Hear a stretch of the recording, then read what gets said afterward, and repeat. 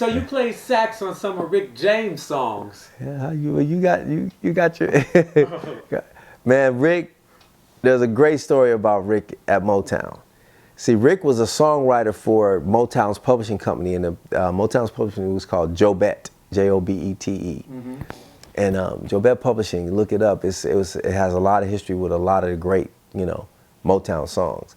And there were other publishing companies, Black Diamond, Black Bull. There was Stevie had a publishing company, and then Berry Gordy had Gordy Records, Tamala. There were a lot of spin-off labels from the whole Motown thing. But with Jobette, there were a group of songwriters, and Rick was one of them for quite some time. I think he lived in Buffalo, and then the whole story about that came out later. But when he did his first album, he got signed as an artist to Motown. We did his first album before You and I, before Mary Jane, and all those big hits that came on his first album came out. They knew he had great songs. So he came in the studio. We, Commodores were on tour. Just what you were asking about the studio. We were in Sunset. He was in Sunrise doing some stuff, doing some remixes with Art. There's a guy named Art Stewart, was an engineer, producer, cat that did a lot of work on a lot of big Motown records. And Art was working with Rick, So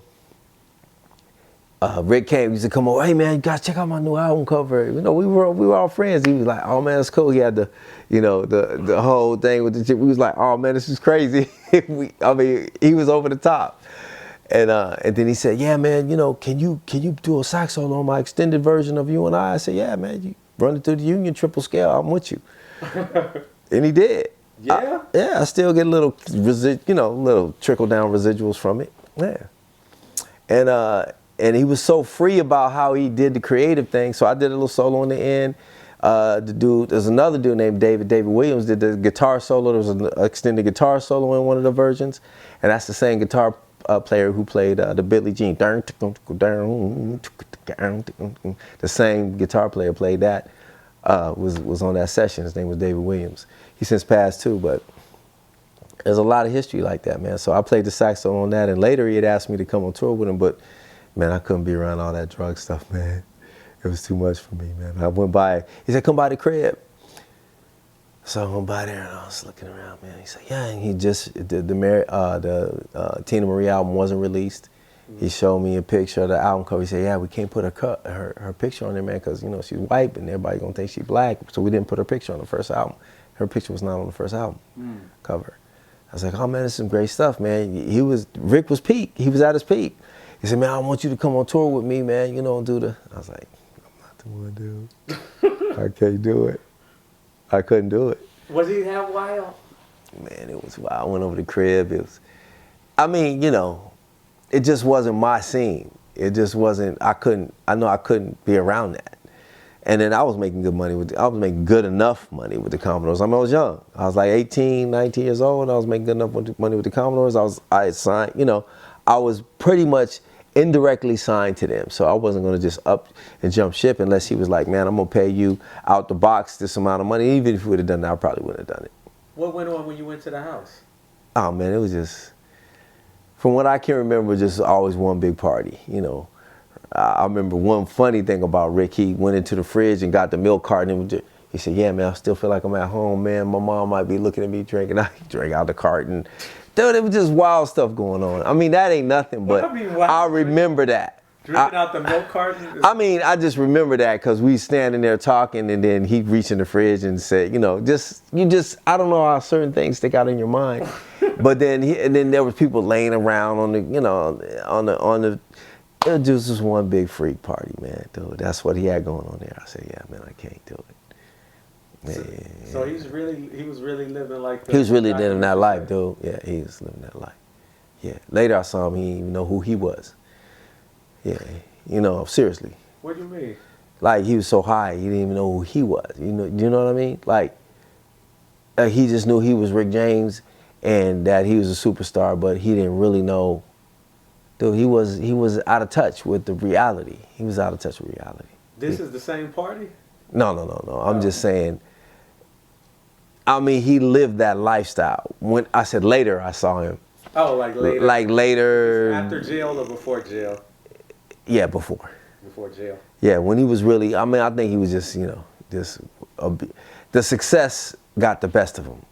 You know what I mean? You know, he was successful. He was still able to move. For Stone City Band, his band, they were bomb. Mm-hmm. They supported a lot of the continuing success of who he was as Rick James. But he was a great creative person, man. He was charismatic. He was wild, crazy. You know, the whole, he was that. You know, but I mean, he just came over and asked me to do that solo because the Commodores were popular at the time. I did it. It wasn't too much more camaraderie after that of hanging out and knowing what was really going on. I was seeing me. I knew who he was. He knew who I was. You know, maybe, like I said, you didn't even know who he was. Like, I remember seeing him at the House of Blues one time, man. Dude, he was just spaced out. It was somewhere at House of Blues or some after party of the Grammys or something. He's standing in the middle of the floor just waiting for people to come up to him because he's Rick James. And some people did, some people didn't care. Some people care, some people don't. That's why I have an immunity against, you know, recognizing popular people. I like, Did anyone come up to him? Yeah, maybe a few. Wait, so this must have been after jail then? No, man. I think this is early on because when I was still doing those after Grammy parties and all that kind of stuff, it was before I started staying out here and doing my own productions at my own crib in Studio City. I had gotten a bubble of creativity, and like now I have a vault of stuff, man. It's like I had a dude contact me online about Evelyn King's song that didn't get released. It floated around on something on data or a cassette or something. Somebody had it, or even a 2-inch master. Some of my 2-inch masters got like you would pass a 2-inch master to somebody else to do an overdub, but then they wouldn't give it back. So or they make a copy of it, and then so that's still floating around. So that happens. You know, even with that kind of stuff. You know, let alone today you send a file over the internet. And somebody downloads, it's done. You know, I mean, it is what it is. We live in a modern world. You have to realize what that means. You know, you can do encrypted files and do all the stuff to protect yourself, but you just have to know how to live in the environment of claiming your part of it up front with a date of something that stamps it. Right. How was Rick James as a musician in the studio? I mean, he was highly creative. He wasn't no super prolific, you know, like, you were like, whoa, like Stevie and be playing stuff that you just like super impressed with, but he was a talented, creative person. He was a highly talented, creative person. He knew how to write great songs. Like I said, he was a songwriter. He was a songwriter turned recording artist. He was a Joe Bet songwriter. So that dude knew how to be endlessly creative. If you, like they used to have those songwriting sessions, man, where like, okay, Joe Bet's gonna have all you guys come in and write a bunch of songs, basically, so they could just, you know, they might put you on some little weekly salary for about a month or something, and they just want you to write a bunch of songs. And if you get credit on something, like I've had stuff come up like, what is that? But it'd be something that Joe Bet placed on, something that you played on, and they documented it, and it came out. So they would have these writing sessions. You just come in and just everybody just get creative, just write together. And like, you know, there was the Corporation, which was a writing team of a lot of people, you know. Had a lot of artists, you know, that would just get in a room and write songs. I think a lot of the Jackson songs came from the songwriting team, the Corporation. Have you ever heard that term? Yeah. No. There was a songwriting team of maybe about 4 or 5, 6, 7, 8. I don't know how many people. I don't know the full story, but I know there was a writing team that worked at Motown called the Corporation, and that's what they call themselves, a group of people. You probably see some of the credits. Some people read those old credits on albums and stuff like that.